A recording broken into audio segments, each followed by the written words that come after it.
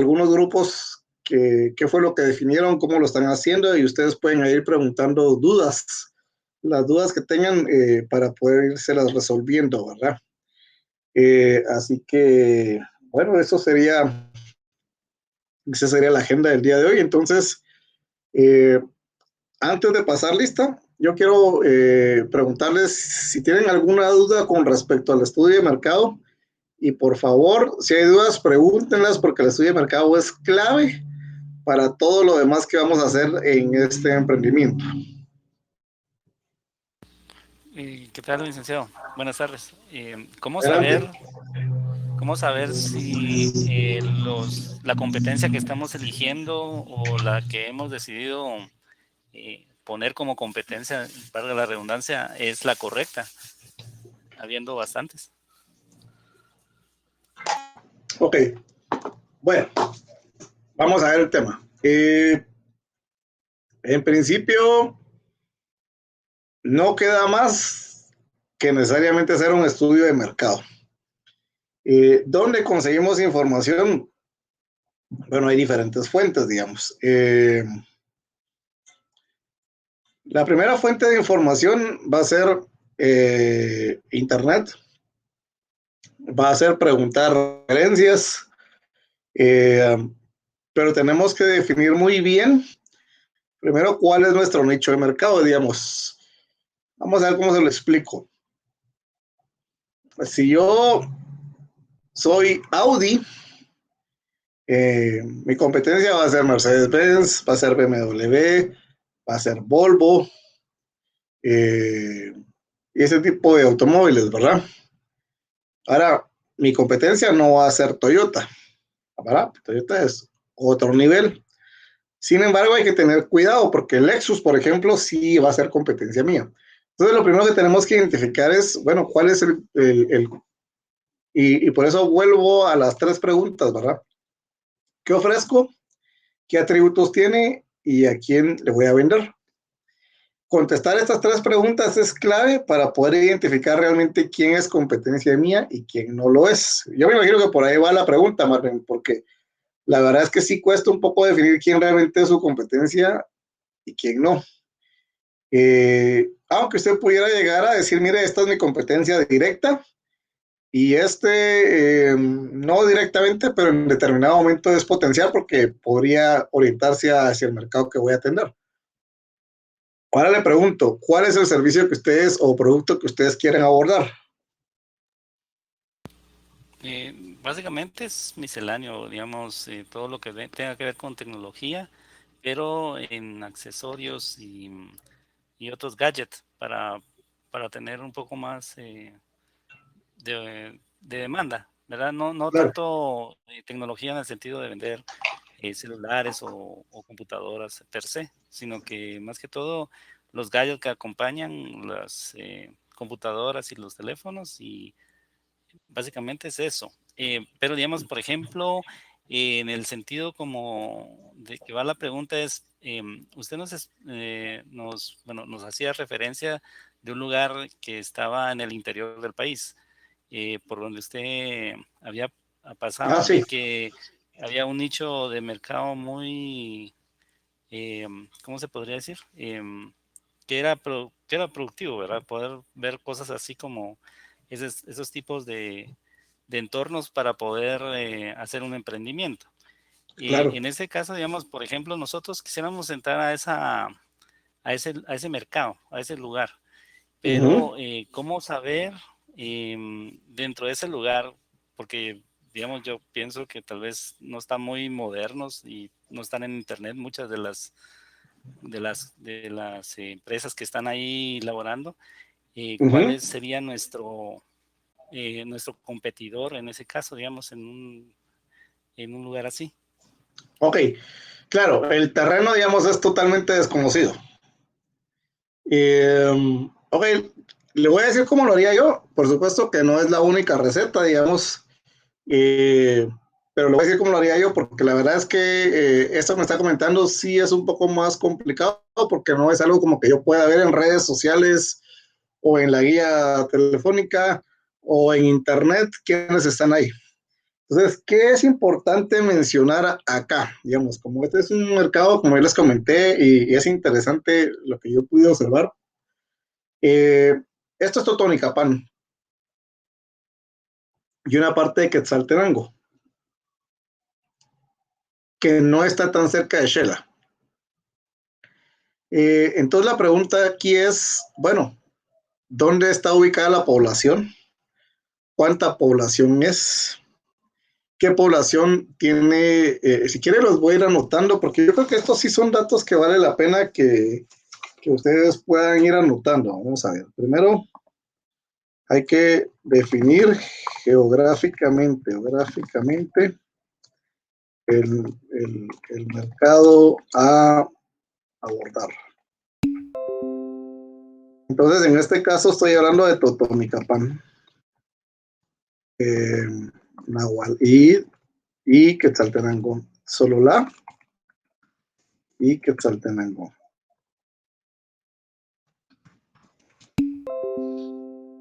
Entonces, aquí es importante identificar los municipios, la población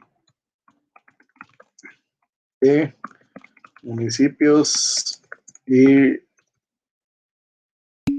si se puede llegar a aldeas y lugares poblados, es importante, pero esta parte es bien complicada porque sí habría que hacer como una visita de campo.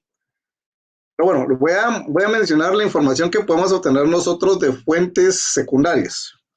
¿Dónde encontramos estos datos? El INE en el censo de población.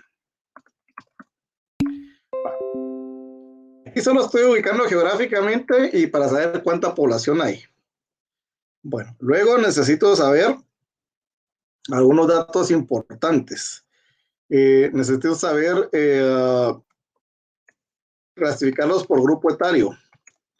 Esto quiere decir por edades. Es decir, por edades. Bueno, esto le va a dar más o menos una idea de qué población estaría en condiciones de usar estos gadgets, ¿verdad? Que no es para toda la población, sino que es para cierto grupo, ¿verdad? Yo no espero que mi abuelo de 70 años esté usando gadgets, ¿verdad?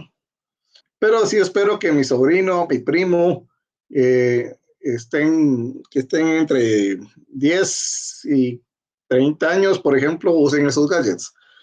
Entonces, el grupo etario, luego es importante saber si es por sexo, es el masculino o femenino. Y yo pregunto, aquí empiezo a preguntarle yo a usted, Marvin, ¿hay alguna propensión al consumo diferente de si es hombre o es mujer para ese tipo de gadgets? No, estamos tratando que sea todo producto unisex. Todo producto unisex. Ah, bueno, pero la Sí. pregunta es si tienden a consumir más estos productos los hombres que las mujeres o están iguales. Prácticamente son iguales. Son iguales. Ok, perfecto. Entonces, digamos que la diferenciación masculino-femenino puede no servirle. Otra diferenciación que usted puede hacer, esto es difícil de que lo consiga, pero habría que preguntar a ver si puede tener el nivel socioeconómico de la población ahí. Aunque como los gadgets pues tampoco son cosas tan caras, y hay que establecer el tema de las remesas que reciben per cápita. Porque uno sabe, digamos, cuántas remesas ingresan a Guatemala, digamos, y uno podría clasificarlas por departamento y municipio y más o menos le va a dar el dato per cápita. Es decir, si agarro el total de las remesas que recibió el municipio, le digo en la población del municipio, es decir, el total de remesas per cápita que recibió cada persona.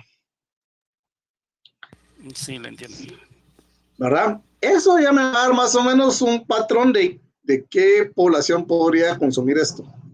Ahora, usted dijo algo muy importante que no sabemos si es cierto, digamos, porque hasta no investigarlo no sabemos si es cierto. Yo la verdad es que no tengo idea, pero vamos a suponer que efectivamente es así y que la gente no acostumbra a consumir mucho en línea. ¿Cómo lo podemos averiguar? A través de datos de personas con celulares, con internet, con servicios de internet y con temas de tráfico de datos. Eso le va a dar a usted más o menos saber si esa población efectivamente utiliza internet o no, si usa tráfico de datos o no. Si se encuentra con que sí hay servicios de internet, sí lo utilizan, sí tienen celulares, sí hay tráfico de datos, puede ser que nuestra hipótesis esté equivocada y la gente sí sepa usar internet. El otro tema que es bien importante es el grado de bancarización, es decir, qué tanto la gente utiliza los servicios bancarios. ¿Y a qué me refiero con esto? Un tema bien importante es que si esa población está bancarizada, es probable que pueda tener acceso a servicios de banca en línea. Si tuviera servicios de banca en línea y tiene acceso a internet, seguramente esta gente eh,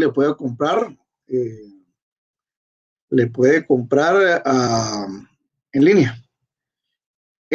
Y seguramente esta gente tiene acceso a redes sociales, en cuyo caso lo que tendría que hacer es decirle a Facebook, a Twitter, le quiero comprar publicidad para gente que vive en este lugar. Y a ellos se encargan de mandarle esa publicidad a la gente, ¿verdad? Esa es una forma en que se puede hacer, ¿verdad? Suponiendo que todo eso fuera bien. Si todo eso no sale muy bien, no quiere decir que no haya posibilidad, pero ahí sí va a ser necesario hacer visitas de campo. Ahora, algunos parámetros hay. Por ejemplo, ¿dónde está Electra? ¿Dónde está el gallo más gallo? ¿Dónde está Agencias Guay? ¿Dónde está la Curazao? Me explico. ¿Por qué? Porque este tipo de tiendas son las que venden este tipo de servicios de productos. Me voy dando a entender, Marvin. Sí, sería determinar el lugar en donde se encuentran esas tiendas, si son accesibles y cuáles son los precios. Eso es lo que me está diciendo. Sí, pero digamos, como nosotros definimos departamentos de Sololá, Quetzaltenango y Totonicapán, habría que ver en qué municipios están estas tiendas para ver si coinciden con esos municipios que queremos atender. Si no hay, tiene una bastante oportunidad de mercado. ¿Alguien levantó la mano, vi por ahí, o fue un error por ahí? Ok. Sí me va entendiendo, Marre. Sí, adelante, Celso. Sí, yo levantaba la mano, Lick, Sí. porque entiendo que también se puede hacer como una alianza estratégica con los operadores de telefonía celular e incluso las personas sin tener datos, pero si van a comprar a a nuestra aplicación en línea, pues la operadora les brinda el acceso sin que tengan ellos datos. Y dentro del servicio que adquieran a nosotros, pues se va diluyendo ese costo, ¿verdad? Y lo absorbe el vendedor. Claro, claro, así es, así es. Se puede hacer así, igual puede hacer publicidad a través de mensaje de texto por celular sin ir muy lejos, pues. O sea, hay muchísimas formas hoy en día de poder hacer esto. Si usted logra tenerlos, porque al final los operadores de teléfono saben dónde está la gente, digamos.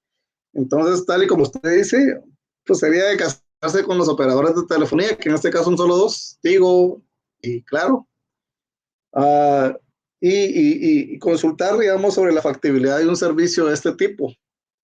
Y claro que se puede hacer. Y ya con eso usted podría tener dentro de su herramienta un chatbot, digamos, donde usted le pueda contestar a la gente y darles menús de opciones para que la gente pueda comprar y puede utilizar servicios de logística de cargo expreso, por ejemplo, para poder mandar la mercadería. O sea, hay opciones de opciones. La verdad es que este tema es bien, bien interesante. Muchas gracias por su comentario, Celso. Muy valioso. Gracias. Por nada, Lick. ¿Alguien más que nos quiera comentar? ¿Ya vieron toda la riqueza que salió de la pregunta de Marvin?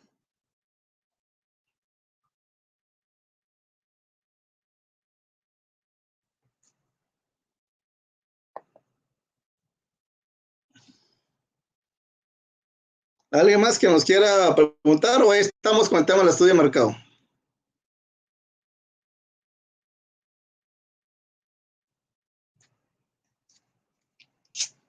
¿no? Bueno, entonces vamos a empezar con nuestro tema de estudio organizacional.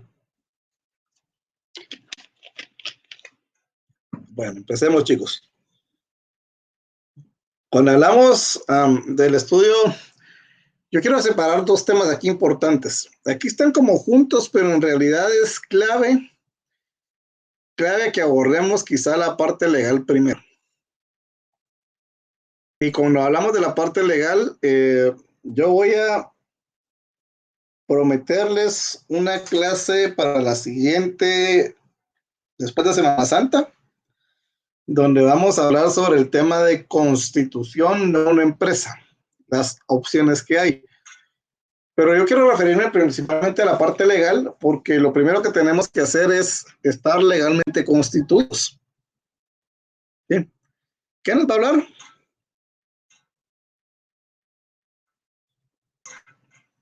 Entonces, el primer tema es, tenemos que estar legalmente constituidos. Y entonces ahí les dan un par de preguntas.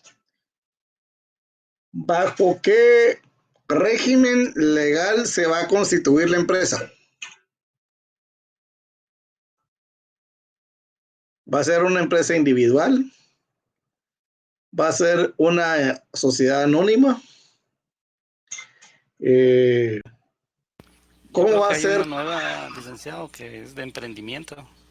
Hay una nueva que es de emprendimiento, sí, es correcto. Aunque esta es una figura un poco compleja, yo la vez pasada estaba empezando a leerla, voy a consultar con un abogado. No soy abogado, pero para ver cuál sería la más idónea, digamos, para constituir una empresa que sea un emprendimiento. Puede ser que sea esta nueva figura que menciona Marvin. De hecho, Lick, nosotros recibimos ese curso de Derecho Informático, nos explicaron un poco de cómo crear una empresa en el registro mercantil y las partes de sociedades. Y las partes de la sociedad. ¿Y qué dijeron sobre el tema de esta sociedad de emprendimiento?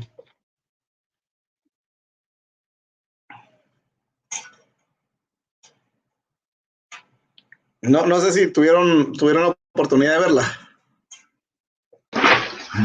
Yo, una de las ventajas que recuerdo es que permite realizar una sociedad con solamente una persona, creo. No recuerdo, pero algo así es de lo que me llamó la atención. Ok, perfecto. Pues bueno, amigos, entonces vamos a hacer lo siguiente. Lo primero que tienen que hacer efectivamente es establecer, bueno, cómo vamos a conformar esa sociedad. Esa es la primera pregunta importante. La segunda pregunta importante dentro de la parte legal tiene que ver con cómo vamos a pagar impuestos, cuál va a ser el régimen tributario que vamos a optar. Y esto tiene que ir alineado con la sociedad, el tipo de sociedad, digamos, porque yo no puedo decir que voy a crear una pequeña contribuyente si mi empresa es una SA, por ejemplo. Y es bien importante establecer cómo voy a pagar impuestos. Voy a pagar solo sobre el ISR, una tasa fija sobre las ventas, o voy a las ventas le voy a reducir el IVA y sobre lo que me quede de utilidad voy a pagar el ISR. Son temas que hay que ver, ¿verdad? Entonces, eso vale bastante la pena que lo señale antes de entrar en detalle de esta presentación. Voy a ver cómo les genero una presentación para después de Semana Santa en donde podamos ver los tipos de sociedades y los regímenes tributarios que hay para la conformación de un emprendimiento. Bueno, arrancando. Entonces, hablamos sobre el estudio. Este estudio de organización administrativa y legal se relaciona con el conjunto de variables de gestión que inciden en algunas veces de manera muy significativa en el resultado de la evaluación, por la magnitud que pueden alcanzar en la estructura total de egresos, ¿verdad? Muchos autores señalan que este estudio es el que menor impacto tiene en la evaluación del proyecto, porque tiene una baja ponderación en materia de inversión y gastos en relación a los demás estudios. Por ejemplo, el estudio de mercado, el estudio técnico, pero es un tema igualmente importante, digamos. Si empezamos mal con el tema de cómo constituimos la sociedad y el régimen tributario, ya vamos como torcidos, ¿verdad? Entonces, aunque tal vez es el menos relevante, si lo consideramos en términos monetarios, no quiere decir que no sea importante, ¿sí? Entonces, hablemos de inversiones y costos de administración. El componente administrativo de los proyectos es fundamental para lograr los objetivos que persigue el negocio. La efectividad de los resultados exige que se defina la estructura organizacional óptima y los planes de trabajo administrativos y que se determinen en función de estos los requerimientos de recursos humanos, materiales y financieros. Entonces, el primer tema importante es el diseño de la estructura organizacional, que va a depender de los criterios y principios de administración, entre los que destacan la división del trabajo, la departamentalización y la delegación de funciones. Estos determinarán la cantidad de cargos y puestos administrativos, es decir, el perfil y remuneración de cada uno de ellos, las necesidades de espacio, equipo mobiliario, equipos de cómputo, otros tipos de equipo y gastos en los que deberá incurrir para su normal funcionamiento. ¿Sí? Ok.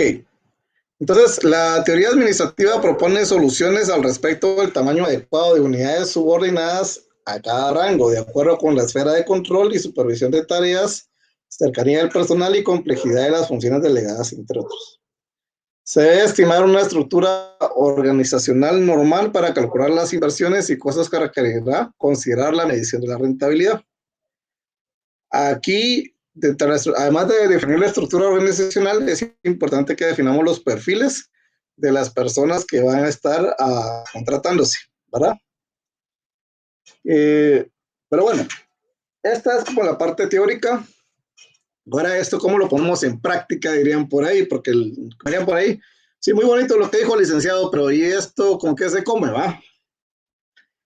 Entonces, hablemos de administración y ustedes seguramente recordarán los famosos organigramas, ¿verdad?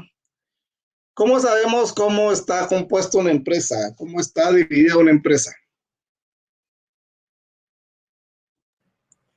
Con una estructura organizacional donde colocamos en la cima de la pirámide, pues a la persona que dirige o a los grupos que nosotros establezcamos a cargo de cada una de las funciones dentro de la organización. Correcto. Entonces, lo primero que tenemos que nosotros hacer es idear cómo va a funcionar esa organización, y una vez que lo hemos ideado, lo hemos imaginado, lo hemos pensado, tenemos que representarlo en un organigrama. Entonces, ahí sería como que el paso número 1 e importante para tomar en cuenta. Ahora, para nosotros pensamos en un organigrama, el problema de pensar en un organigrama es que pensamos, bueno, aquí está el gerente general de la empresa, este es el gerente de ventas, este es el gerente financiero, este es el gerente administrativo, este es el gerente de producción, este es el gerente de recursos humanos, este es el gerente de tecnologías de información, y así nos vamos. Pero la pregunta del millón, ¿y será que un emprendimiento aguanta con todo esto?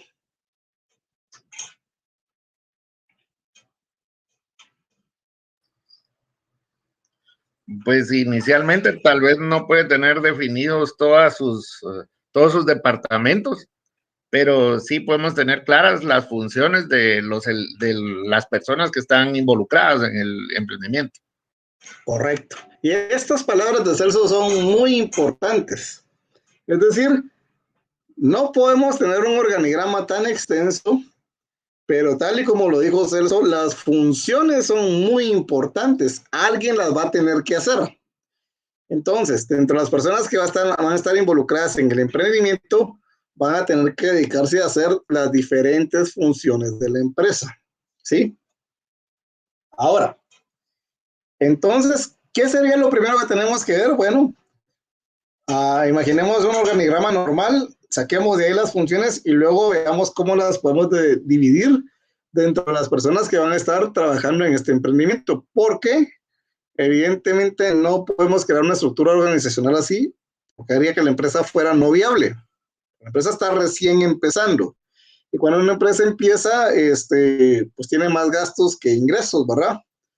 Hay que hacer inversiones y en lo que la empresa se acredita y empieza a generar, pues ya mayores niveles de ventas, a ganar más clientes. Mientras que eso ocurre, va a tener más egresos que ingresos. Entonces, la idea es no cargarla de antemano con muchos puestos, pero sí es importante tomar en cuenta que deben de abordarse todas las funciones de la empresa, ¿sí? Ahora bien, la pregunta es, ¿y algunas de estas funciones de la empresa las podría hacer outsourcing?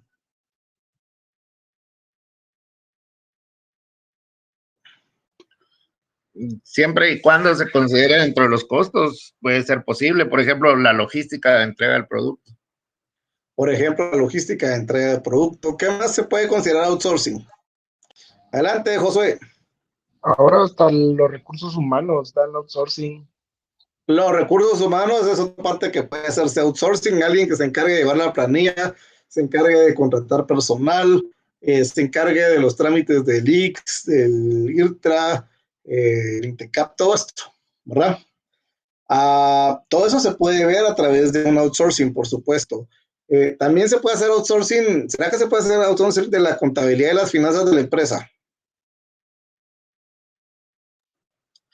Sí, porque podemos depositar la confianza en algún contador independiente o alguna firma. Correcto, así es. Y véanlo, y yo quería pasar esta parte porque digamos que la presentación dice lo que ya expliqué, pero eso es lo que dice la teoría, digamos. Pero la cuestión está en cómo ponemos en práctica esto y hacemos que esto sea funcional, ¿sí? ¿Cómo hacemos para que un emprendimiento que están haciendo no lo vamos a cargar con todo esto, ¿verdad? Y entonces es así, buscando qué cuestiones podemos hacer outsourcing, ¿verdad? También podríamos, y si hacemos outsourcing, podríamos buscar algunas soluciones como, por ejemplo, si yo necesito la limpieza, que la limpieza, en vez de hacer todos los días y tener a alguien de planta ahí, que sea alguien que llegue 2 o 3 veces por semana. Ahí hay otra forma de hacerlo. Pero quiero ir un poco más allá. Quiero ir un poco más allá porque es importante. ¿Qué nos demostró la pandemia como muy importante dentro de lo que estábamos acostumbrados a ver nosotros en materia de trabajo?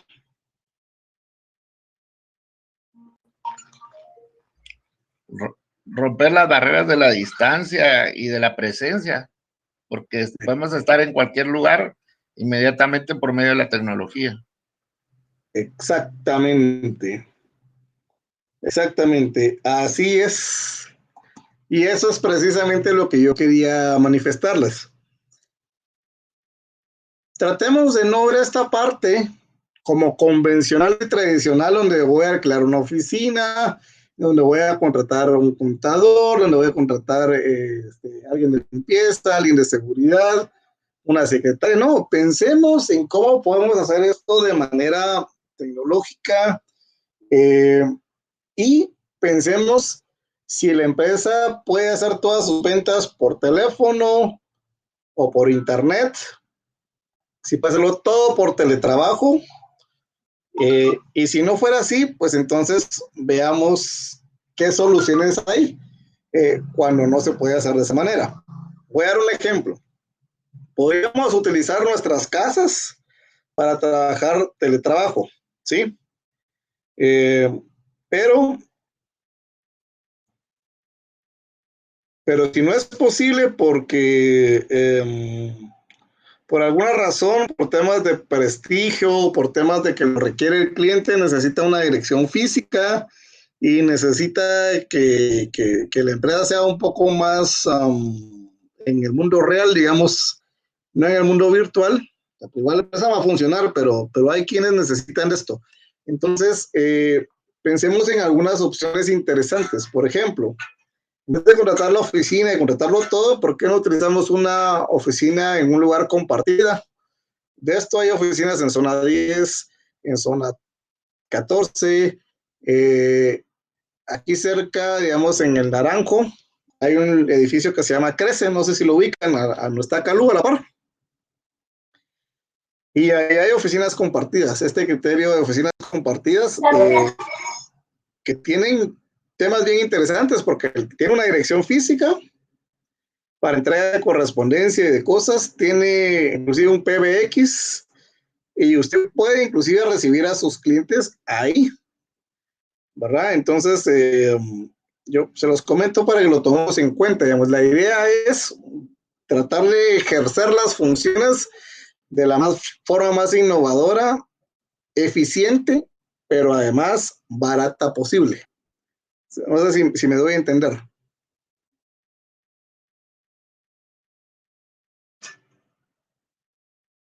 Entonces, la idea es que tomen en cuenta estas recomendaciones en un rato más cuando empiecen ustedes a diseñar, digamos, esta parte administrativa que les tocará ver, ¿verdad? Finalmente, en la parte administrativa, la idea es que si nosotros ahorramos recursos en esto, podemos destinar esos recursos que nos hemos ahorrado a gastos como el diseño de la imagen corporativa, que es importante. Y en este sentido es bien importante que la imagen corporativa esté bien consolidada y que genere confianza en el cliente, digamos, que nos vea como una empresa seria. Yo puedo tener una oficina bien consolidada, pero si yo cuando mando las cotizaciones no llevan un logo, no llevan una presentación, entonces las cosas se caen. Y eso se los digo yo por experiencia de lo que aprendí siendo consultor independiente. Me di cuenta que cuando uno llega, se presenta los servicios de la empresa, y esta empresa tiene su logo, tiene su papelería bien hecha, tiene una adecuada presentación, inclusive tiene una dirección física, es más fácil que a usted lo contraten. Por ejemplo, otro tema bien importante es, no es lo mismo que mi correo sea dante.avalos@gmail.com a que sea dante.avalos@consultoriainnovadora.com.gt. ¿Me explico? Entonces, hasta cuestiones como el dominio van a hacer esas diferencias. Esas pequeñas diferencias son importantes, ¿verdad? Por temas de imagen corporativa, ¿verdad? La papelería que utiliza la empresa ya para hacer las cotizaciones, si usted la manda ya impresa en papel, que tenga su membrete, su logo, la presentación que va a tener en la página web, en las redes sociales, todo ese tipo de cosas son importantes. Además, quiero comentarles que sí es importantísimo, digamos, tratar de documentar la experiencia, digamos, los clientes que son satisfechos, que le den una carta de cliente satisfecho, porque después la puede usar usted para ponerlo ahí en la parte de presentación de la empresa. Es un tema administrativo importante, ¿sí? Bueno, continuemos.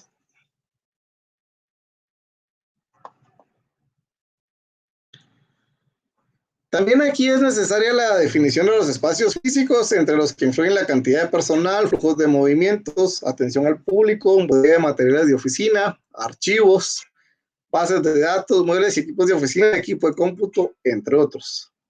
Se deben considerar todos aquellos gastos propios de la administración, entendiendo estos como los que provienen de realizar actividades de apoyo a la gestión, producción y prestación de los servicios. ¿Sí? Sí, prestación de los servicios. Muy bien. La estructura organizativa debe ser dinámica y flexible, como lo serán la propia institución y el entorno, de manera que puedan adaptarse fácilmente a los cambios. Me he pasado lista, ¿verdad? Eso se me había escapado. Vamos a que termine esta presentación y paso lista. Bueno, perfecto. Empezamos en los aspectos de, bueno, ¿dudas hasta el momento de cómo vamos con la parte del estudio administrativo y organizacional? Aún no, licenciado. Aún no, bueno, perfecto. Vamos a pasar lista. Javier Ricardo Alemán Hernández. Presente. Magnífico. Marvin Antonio Alonso. A sus órdenes. Marvin Isaías Alvarado. Presente. Gracias. Antonio Hans Álvarez. Anthony, perdón. Presente. Vidal Estuardo Carrera Gómez. Vidal.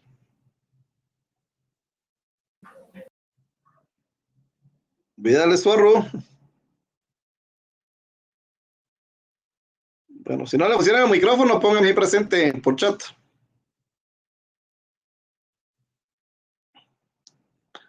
José Rubén Castañeda Villeda.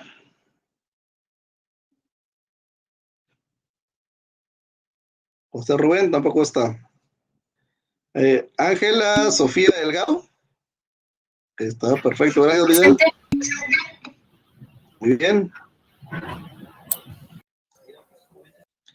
Javier Alejandro Díaz Portillo. Muy bien. Jason Javier Escobar Gómez.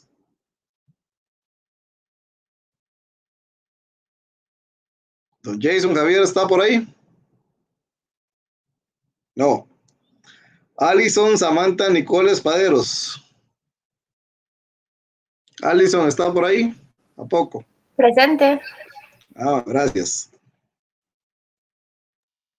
Presente. Ya la escuché, Ale. Víctor Hugo Estrada de León.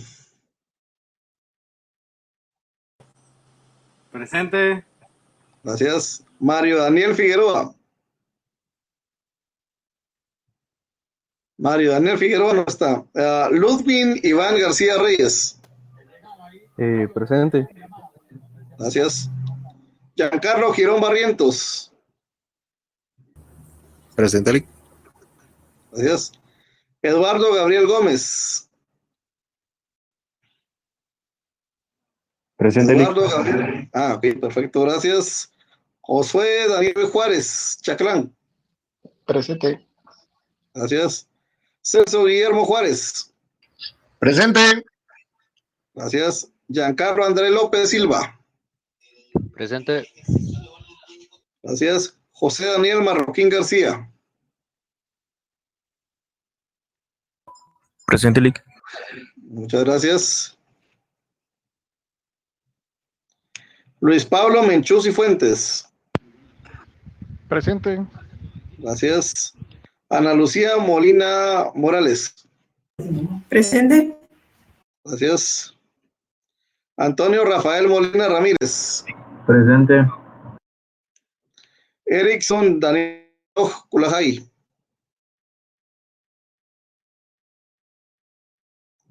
Erickson Danilo Noj. ¿Cómo está? Kenneth Haroldo Ordóñez. Presente. Gracias. Javier Andrés Osorio Esquite. Presente, Lick. Muchas gracias. Anderson Samuel Parada Guerra. Magnífico. Abner Noé Ramírez Álvarez.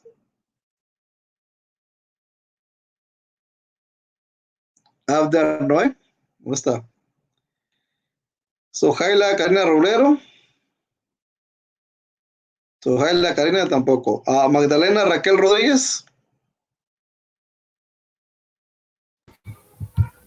Presente. Listo. Fernando José Rodríguez. Presente. Listo. Edgar Manuel Sabán. Presente, Lick. Listo, muchas gracias. José Eduardo Salguero. Presente. Gracias. Sharon Denise Amaiva Castañeda. Presente. Presente, Lick. Gracias. Rosaura Santiago Sham. Presente. Muchas gracias, Rosaura. Luis Enrique Santos Ceballos. Magnífico. Luis Fernando Sotoj Estrada.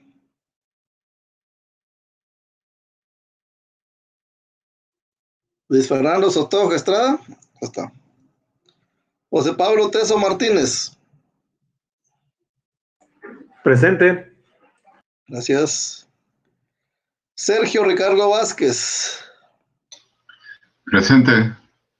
Gracias. Tirso Fernández Vázquez. Presente, licenciado. Gracias. Londi Pamela Velázquez. Presente. Bueno, nada más a los que me hacían falta. José Rubén Castañeda. ¿Dónde está? Jason Javier Escobar. Tampoco. Mario Daniel Figueroa Catalán. Tampoco. Anderson Samuel Parada Guerra. No. Él escribió en el chat, licenciado, en donde funciona el micrófono. Ah, perfecto, gracias, ya anotado. Abner Noé Ramírez Álvarez.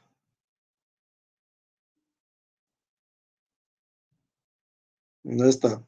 Y finalmente, perdón, Sojaila Karina Roblero tampoco está. Y Luis Fernando Sotao Estrada. No está. Bueno, entonces ahí estamos, jóvenes. Continúo. Licenciado, disculpe. ¿Sí? Dice Jason que no muy le funciona su internet. Lo que sí está, dice. ¿Quién? Jason. Va, diga que aquí está, pues que cuando pueda ponga presente, pues dígale. Bueno, gracias. Sí, gracias. Igual les cuento que en la clase pasada, siendo la 1:59 de la tarde, se fue el internet aquí en mi casa, la luz, que el internet, la luz se fue en la casa. Logré iniciar como a las 2:10 más o menos, porque logré establecer conexión otra vez y a través de celular es mucho más lento, ¿verdad? Que esos problemas todos los tenemos. Bueno, vamos a la parte legal. Aspectos legales. Por la viabilidad legal de un proyecto se determina la existencia o inexistencia de normas que pudieran restringir la realización del negocio o condicionar su materialización al cumplimiento de algunos requisitos mínimos para poder implementarlo.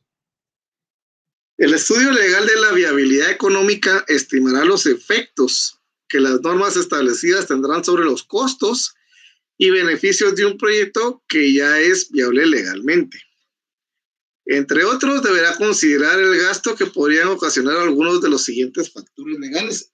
Esta es una lista de ejemplo, no es una lista exhaustiva, es solo para que tomemos algunos ejemplos, ¿sí? Entonces, dentro de esto están las patentes y los permisos municipales, por ejemplo, ¿sí? El tema de las patentes es un tema muy, muy importante. Va a depender dentro del mercado al cual estemos, pero es un tema delicado. Luego tenemos de elaboración de contratos laborales y comerciales, que es otro aspecto clave que vale la pena considerar. Es este tema de los aspectos de los contratos. Los contratos, de hecho, lo mejor es que este tipo de contratos queden lo mejor redactados posible para evitar problemas futuros, ¿sí? Otros aspectos legales son los estudios de posesión y vigencia de títulos de propiedad. Los gastos asociados con la inscripción en registros públicos. Registros públicos como el registro sanitario, el registro de la propiedad, el registro mercantil, la superintendencia de administración tributaria, el registro de, ¿cómo se llama? De propiedad intelectual. Ahí están marcas y patentes, ¿verdad? La inscripción de marcas, otro tema importante. Los aranceles y permisos de importación, indemnizaciones, el tratamiento fiscal de depreciaciones y amortizaciones contables, los impuestos a las ganancias, la propiedad y el valor agregado, las regulaciones internacionales, la constitución de la sociedad, que es un tema bien importante, registro comercial, registro sanitario y derechos de uso de propiedad intelectual, entre otros. ¿Sí? Entonces, esta es la presentación con respecto al estudio administrativo y legal, ¿verdad? Vamos a ver ahora a la parte del estudio técnico para que lo aburramos de una vez y posteriormente vamos a trabajar la parte administrativa y legal de la empresa, que lo vamos a hacer por grupos. Solo antes de entrar en esta presentación, pregunto si hay dudas o preguntas con respecto al estudio administrativo y legal. Con respecto a tener cuidado con lo de los patentes, se refiere a que si nosotros estamos usando algún producto, tengamos el permiso para poderlo, correcto, por ejemplo, producir. Así es, así es. Y si en el caso nosotros llegáramos a innovar y poner, o sea, poder construir algo, digamos en también Guatemala, es importante. ¿en dónde se podría patentar algo? Sí, en el registro de la propiedad intelectual. Ok. ¿Verdad? Sí, esa parte es bien importante, que ustedes vayan registrando, porque también pueden hacer innovaciones y que sean productos novedosos, entonces es importante patentarlos para que nadie más pueda usarlos después, ¿verdad? Excelente pregunta, Marvin. ¿Alguien más que quiera hacerme alguna pregunta con respecto a este primer estudio, que es el estudio administrativo de organización y legal?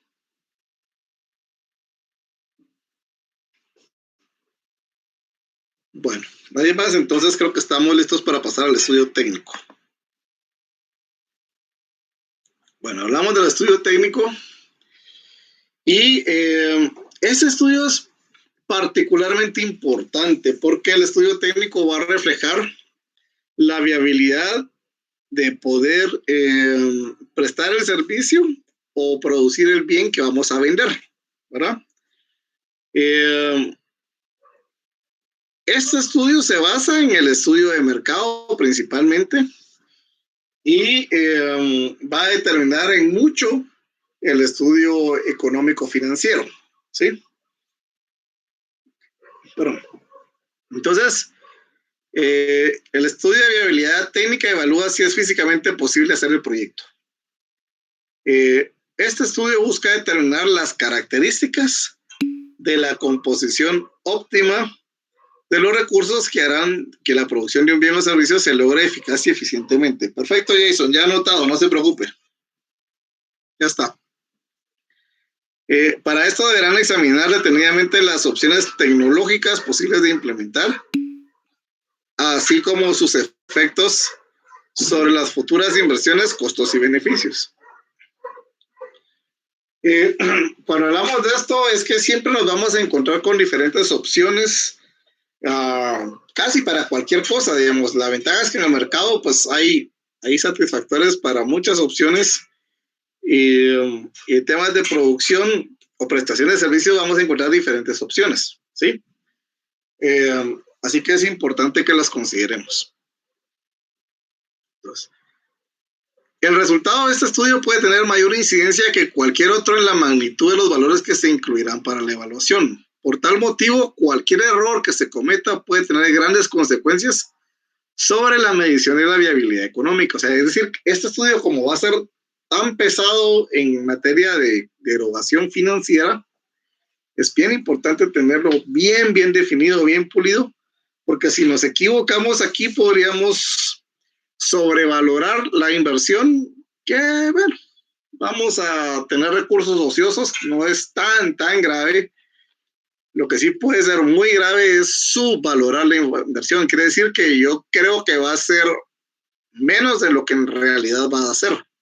Por ejemplo, yo calculo que para poder implementar esta empresa me voy a llevar 1,5 millones de quetzales. Pero que si como había aspectos que yo no lo consideré, no estaban bien empapado, a la mera hora esto significaron 2,5 millones de quetzales. Entonces, ahí sí nos va a pegar y fuerte, digamos. Si decimos que está sobrevalorado es porque yo creo que esto vale 1,5 millones y al final me di cuenta que costaba 1 millón. Pues en dado caso, pues desperdiciamos pusimos ociosamente 500,000 ahí mientras tanto, pero no es tan grave como en el caso donde se subvalora la inversión, ¿verdad? Un proceso productivo bien definido permitirá determinar los requerimientos de obras físicas, de maquinaria y equipo, la vida útil, los recursos humanos y los recursos materiales, los cuales deberán ser cuantificados monetariamente para proyectar los flujos de caja que posibilitarán las evaluaciones posteriores, ¿sí? Lo que les quiero decir es que este estudio es realmente importante y hay que tomarlo muy, muy en serio, ¿verdad? La cantidad de estos activos e insumos va a determinar la cuantía de las inversiones iniciales y de reposición. La reposición se llama porque, por ejemplo, si yo compro un carro, porque yo voy a poner una empresa que se va a dedicar a vender lácteos, esta panelita que yo compré, pues tiene un periodo de vida. Después de 5 años, puede ser que la camionetilla esta, por el uso que recibe, que viaja todos los días, alto kilometraje, a los 5 años ya no sirve, ¿verdad? Entonces, en dado caso, tendremos que pensar no solo en el costo de lo que me significó adquirirla, sino en un costo de reposición, digamos, porque la voy a tener que reponer, ¿sí? Y costos de operación directa o indirecta, como los de mantenimiento y seguros, ¿sí? La distribución de equipos en planta va a determinar la inversión en las construcciones. Y cuando el proyecto es de creación de una nueva empresa, se hace conveniente calcular el efecto económico de cada componente que permitirá hacer funcionar el proyecto. El ordenamiento de todo tipo de equipos se conoce como balance de equipos. Esto se hace para evitar omisiones de los equipos. Un buen criterio es diferenciar entre equipo productivo, equipo de oficinas, equipo de atención al público y equipo de servicios, como de aseo, de mantenimiento, de lavandería, de alimentación, entre otros, ¿verdad? En cada una de estas categorías debemos diferenciar entre maquinaria, mobiliario y equipo, mobiliario, equipo de cómputo, vehículos, entre otros, ¿sí? Y todos los balances tienen la misma estructura y se componen de 3 partes principales. Estas son la identificación de cada bien, su cantidad y su costo, la vida útil que permite estimar las inversiones de reposición de cada activo y el valor de liquidación de cada activo al final de su vida útil. Vamos a verlos. Aquí hay un ejemplo, digamos. Esta es una empresa constructora y vemos que ahí tenemos, en esto tenemos el ítem. Se refiere a la descripción del ítem y ahí tenemos, por ejemplo, en los ítems tenemos un tractor, pulverizadores, arado vertedera, motobomba, carro esparcidor, carro remolque. Está la cantidad de cada uno y está cuánto cuesta el precio unitario de cada uno de ellos. Por eso es que tenemos un costo total, porque ahí va a ser, de ese ítem en especial va a ser la cantidad por el precio unitario. En este caso, solo en la segunda fila, que es del pulverizador, encontramos que hay una cantidad de 2. Se necesitan 2 pulverizadores, cada uno cuesta 400 para un total de 800, ¿sí? Entonces tenemos el ítem, la cantidad, el costo unitario. Y luego tenemos el costo total, que va a ser el costo por la cantidad de cada uno de ellos, ¿sí? Y luego tenemos la vida útil, cuántos años tiene de vida útil cada uno de estos ítems. Y tenemos luego el valor de liquidación contablemente, pero bien importante, tenemos un ingreso total. Y quiere decir que una vez los haya, en cuanto los puedo realmente vender, ¿verdad? Bueno, continúo. Aquí tenemos los años y como ya vimos la vida útil de cada año, esto es importante porque aquí me dice cada cuánto voy a tener que reponer cada uno de estos activos. Por ejemplo, el tractor, vimos que el tractor dura ¿cuántos? 8 años. Entonces, si proyectamos el tema de inversiones de reposición a 10 años, solo en el año 8 vamos a tener que reponer el tractor y después ya no, porque nos pasaríamos hasta el año 16, ¿sí? Pero los pulverizadores, por ejemplo, tienen 4 años de vida. Entonces, tenemos 1, 2, 3, 4. Aquí reemplazó uno. Y luego 1, 2, 3, 4, reemplazó el otro. ¿Sí? Y así vamos con cada uno. Por ejemplo, el arado vertedera dura 10 años y la motobomba dura 6 años. Y lo vamos a ver acá. El arado vertedera dura 10 años y la motobomba dura 6 años. Por eso están puestos los valores de reposición donde toca, ¿verdad? Y esto nos permite poder planificar la reposición de todos esos activos para que la empresa pueda continuar trabajando, ¿verdad? Y no se quede a medias. Tenemos el calendario de inversiones de reposición, que este calendario permite disponer de una información complementaria que, aunque necesaria para toda evaluación, no siempre se incluye. El monto de las inversiones futuras que hacen posible mantener la capacidad operativa del negocio, ¿sí? No se puede suponer que es posible mantener el nivel de actividad o de los ingresos sin reponer los activos al final de su respectiva vida útil, por lo que estas inversiones, así como aquellas necesarias para una eventual ampliación, deben ser siempre consideradas en la evaluación del proyecto. ¿Qué variables son necesarias para asegurar una selección adecuada de equipos y proveedores? ¿Verdad? Entonces, lo primero que tenemos que hacer es identificación de todos los proveedores pertinentes para comparar las cotizaciones y las calidades del servicio de venta y postventa. Voy a dar un ejemplo y voy a referirme a lo siguiente. Cuando hablamos de una panel, ¿sí? Para distribuir lácteos, yo puedo comprar una panel desde 80,000 quetzales, 85,000 quetzales, hasta una de 250,000.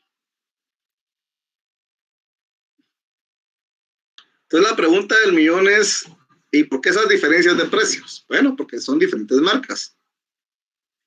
Por 85,000 pesos o 90,000 pesos me podría conseguir una Chevy, una Changan. Por 200,000 quetzales me consigo, no sé, una Nissan Urban, una Hiace, ¿verdad? Y por arriba de ese valor encontraremos una Mercedes-Benz, por ejemplo, ¿verdad? Entonces la pregunta del millón es, ¿y serán iguales estas paneles, sí o no, y por qué? A ver quién me dice.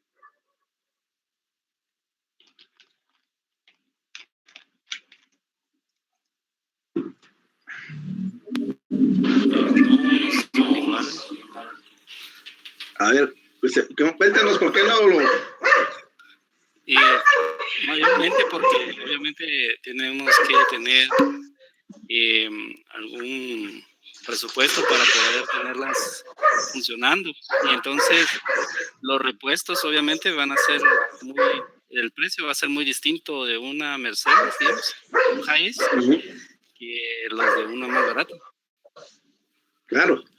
Entonces, si la calidad no es la misma, el servicio no es el mismo, digamos, los servicios de apoyo postventa, la durabilidad no es la misma, la potencia no es la misma, varios temas que hay que ver, ¿verdad? Entonces, lo primero es identificar, bueno, ¿qué es lo que yo quiero comprar?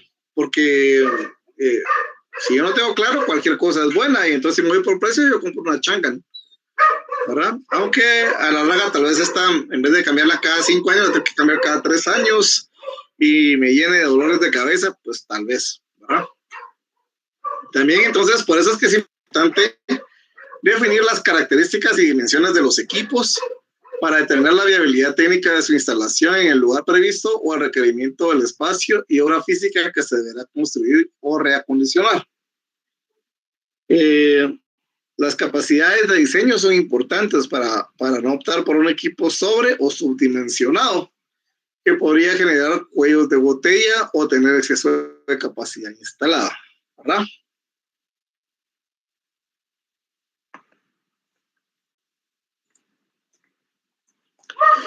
Es bien importante considerar el grado de flexibilización del uso de los equipos para adecuarse a niveles de operación y procesos cambiantes, ¿sí? Hay equipos que van a tener la ventaja de que son mucho más flexibles y los puedo utilizar dentro de diferentes líneas de producción. Hay equipos que no. y así va a ir su precio, digamos. Entre más flexibilidad y más opciones me da un equipo, va a ser más caro, evidentemente, ¿verdad? Luego tenemos el nivel de especialización y calificación del personal para estimar el costo de las remuneraciones o la inversión en su capacitación. Entonces, con respecto al nivel de especialización, claro que hay diferencias significativas. Por ejemplo, no es lo mismo la base de datos en Oracle que la base de datos en SQL, ¿o sí? Ahora, SQL es más especializada, es más eficiente, pero por lo mismo también los técnicos tienen que ser más capacitados, ¿verdad? Y no todo el mundo maneja Oracle, digamos. Es más difícil conseguir un técnico de Oracle que un técnico de SQL, ¿sí?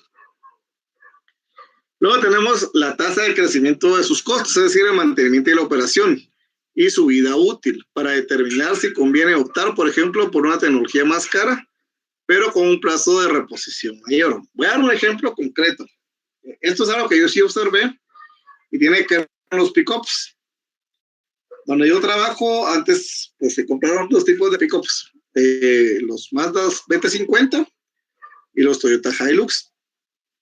En un principio parecían ser muy similares uno del otro, con la diferencia de que los Mazda eran mucho más baratos. Con el paso del tiempo nos dimos cuenta que el Mazda pues tiende a descomponerse más y el Toyota no. El Toyota es como más todoterreno, aguanta con todo, y el Mazda no tanto, ¿verdad? Claro que eran más baratos los Mazda, sí, las características eran muy similares, pero en durabilidad sí hay diferencia, digamos, ¿sí? Entonces, eso es otro tema importante, ¿verdad? La necesidad de equipos auxiliares que tengan esto que vamos a comprar, el costo de instalación y la puesta en marcha y las garantías y el servicio técnico de postventa. Balance de horas físicas. Conocida la cantidad de equipos y su distribución física más adecuada, se pueden determinar los requerimientos de espacios para la instalación, así como los de lugares para las bodegas, salas de descanso, alimentación para el personal, vías de tránsito, salas de espera, baños, estacionamientos, casetas de vigilancia, etcétera, ¿sí? Entonces, además de la inversión necesaria en construcción de los ítems anteriores, el proyecto por lo general presenta una gran cantidad de horas físicas, muchas de las cuales son omitidas por falta de prolijidad en el análisis, como la reparación de caminos, la construcción de vías de acceso interiores, cercos, casetas de control de accesos, estacionamientos para clientes, jardines, bodegas, etcétera, ¿verdad?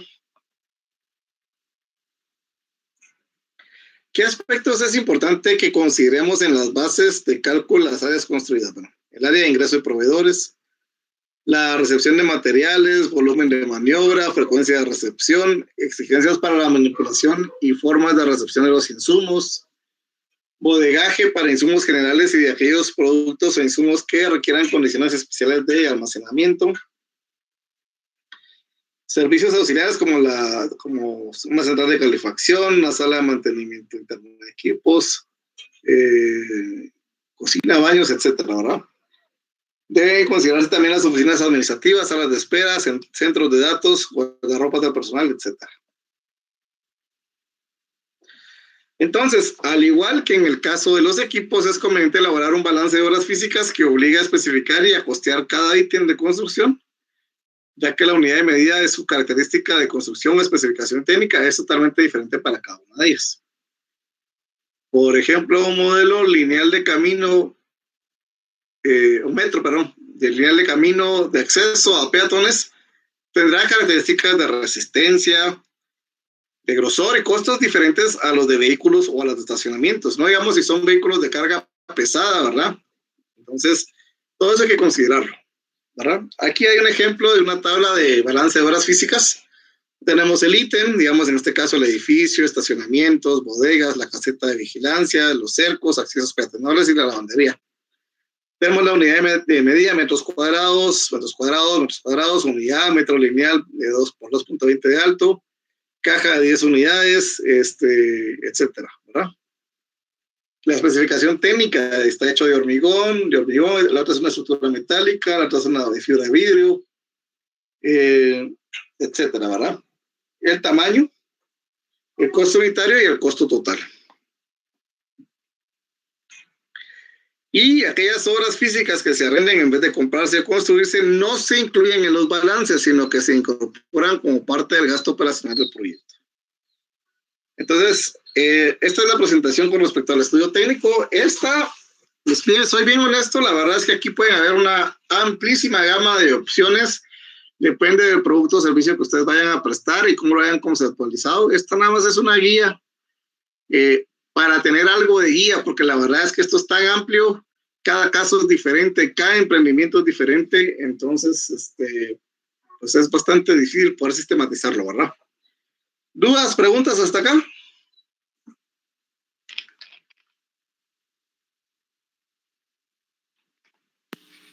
No, licenciado, de mi parte. Bueno. Bueno, una ¿Alguien tal vez, más? Dígame. Por ejemplo, ahí estamos viendo el costo o el tiempo de vida, digamos, de un carro, ¿verdad?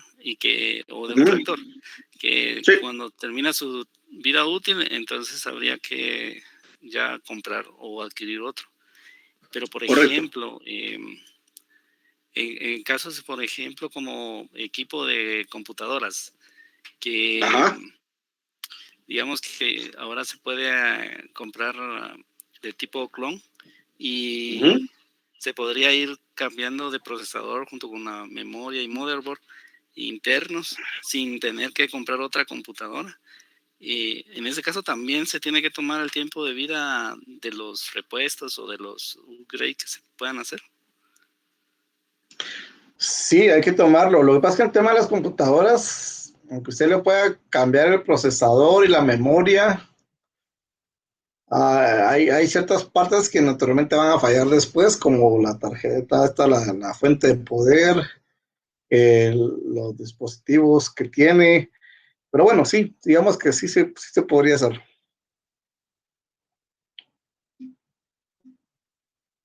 No es como el caso estándar, ¿verdad, Marvin? ¿Verdad? Pero sí se podría de alguna manera para poder hacerlo así. Ok, gracias. Para servirle. Bueno, entonces son las 5:13. Voy a darles media hora para que ustedes se reúnan en grupo y empiecen a planificar la parte del estudio administrativo y legal. A las 5:40 nos juntamos nuevamente y al azar voy a seleccionar algún grupo para que nos explique lo que trabajo, ¿verdad? Y si van teniendo dudas, pues me van contando. Yo solo igual les voy a pedir nada más un par de minutitos que Carlos hace. Voy a refrescarme un poquito, lavarme la cara. En lo que ustedes empiezan a trabajar, igual yo les indico, aquí estoy de vuelta para cualquier pregunta que ustedes tengan mientras que lo van desarrollando. Y a las 5:40 nos juntamos nuevamente. Así que nos vemos en un rato.